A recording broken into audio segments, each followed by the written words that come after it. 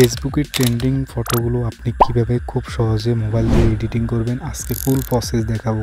আপনিও চাইলে এই সমস্ত ফটো খুব সহজে বানিয়ে নিতে পারেন।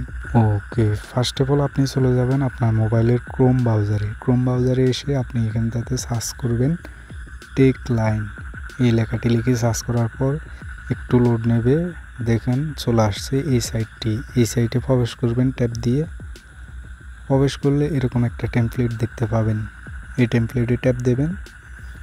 ট্যাপ দিয়ে নিচের দিকে স্ক্রল করবেন, নিচের দিকে স্ক্রল করতে থাকবেন, দেখবেন যে কপি টুতে একটা টেক্সট আছে, এই টেক্সটটি এখান থেকে কপি করে নেবেন। এখান থেকে কপি করে দেখতে পাচ্ছেন ট্রেন্ডিং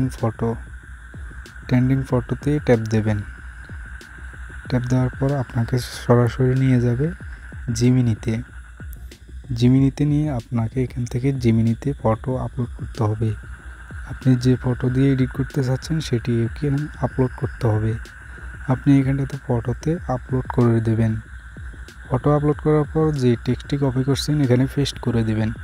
পেস্ট করে দেওয়ার পর আপনি ফেসবুকে যে নামটি দিতে চাচ্ছেন ফেসবুকের সেই নামটি আপনি এখান থেকে লিখে দিবেন এবং আপনি চাইলে আপনার মন মতো কাস্টমাইজ করে নিতে পারেন।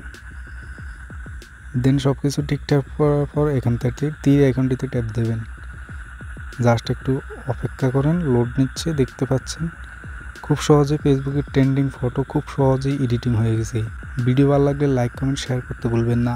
নতুন হলে চ্যানেলটি সাবস্ক্রাইব করে দেবেন। ধন্যবাদ।